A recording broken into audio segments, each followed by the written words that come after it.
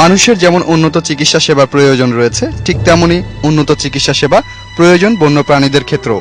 উন্নত দেশসহ পৃথিবীর প্রায় সকল দেশেই বন্যপ্রাণীর জন্য রয়েছে উন্নত চিকিৎসা ব্যবস্থা, কিন্তু আমাদের দেশে বন বিভাগের বন্যপ্রাণীর জন্য নেই কোথাও কোনো আধুনিক হাসপাতাল ও উদ্ধার কেন্দ্র। বন্যপ্রাণী বিশেষজ্ঞরা মনে করেন আমাদের দেশও বন্যপ্রাণী সমৃদ্ধ। খাদ্য ও বাসস্থানের অভাবে লোকালয়ে নেমে আসা মানুষ ও বন্যপ্রাণী প্রতিনিয়তই মুখোমুখি। ফলে অসচেতনতার কারণে মানুষ যারা আক্রান্ত, আহত বন্যপ্রাণীদের জন্য দরকার আধুনিক হাসপাতাল। বন্যপ্রাণীদের জন্য এ ধরনের একটি হাসপাতাল বা রেস্কিউ সেন্টার হওয়াটা বাঞ্ছনীয় আমি মনে করি। এটি প্রত্যেক জেলা শহরেই হতে পারে।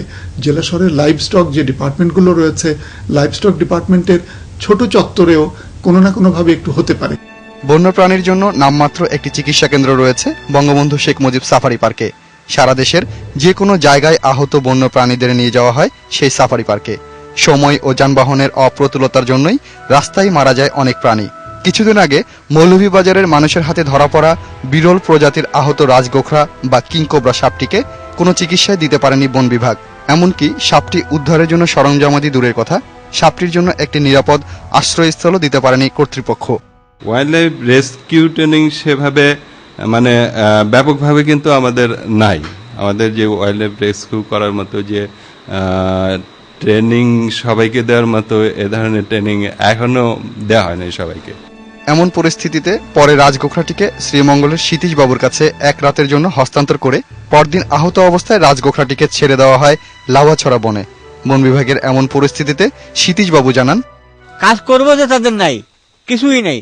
যে এই যে একটা খাসা নাই, এটা সামান্য জিনিস, কিন্তু ওয়াইল্ড লাইফের তো শুনতেছি হাজার হাজার লক্ষ লক্ষ টাকা এইড আসতেছে, ওয়াইল্ড ব্যাংক দিতেছে। আধুনিক বন্যপ্রাণী চিকিৎসা কেন্দ্রে প্রয়োজন বন্যপ্রাণীকে নিয়ন্ত্রণের জন্য স্কুইজ বাক্স, রোগ নির্ণয়ের জন্য digital microscope, ultrasonogram machine, X-ray machine, রক্ত পরীক্ষার সরঞ্জাম, ইমার্জেন্সি অ্যাম্বুলেন্স সহ আরও অনেক আধুনিক যন্ত্রপাতি।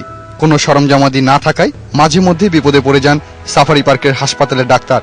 কিছু কিছু চিকিৎসা আছে যেগুলো আমরা আমাদের বিভিন্ন যন্ত্রপাতির অভাবে করতে পারি না, যেগুলো আসলে যেমন একটা হাড় ফ্র্যাকচার হয়ে গেছে, সেই ফ্র্যাকচার হাড়টাকে আমি একটা এক্সরে না করলে বুঝতে পারতেছি না যে এটা আসলে কোন জায়গায় হাড়টা চিট ধরেছে বা ফেটেছে। এছাড়াও আঘাতপ্রাপ্ত বন্যপ্রাণীর দ্রুত অস্ত্রোপচারের জন্য প্রয়োজন একটি আধুনিক অপারেশন থিয়েটার। আগামী দিনগুলোতে যদি দেশের গুরুত্বপূর্ণ স্থানগুলোতে বন্যপ্রাণীদের জন্য আধুনিক হাসপাতাল না করা হয়, তাহলে দেশের সকল বন্যপ্রাণী থাকবে হুমকির মধ্যে। সেক্ষেত্রে বন্যপ্রাণীর মারা যাওয়ার সকল দায় দায়িত্ব বন বিভাগকেই বহন করতে হবে বলে জানিয়েছেন প্রাণী বিশেষজ্ঞরা। Hossain Sohel, ATN news, Dhaka.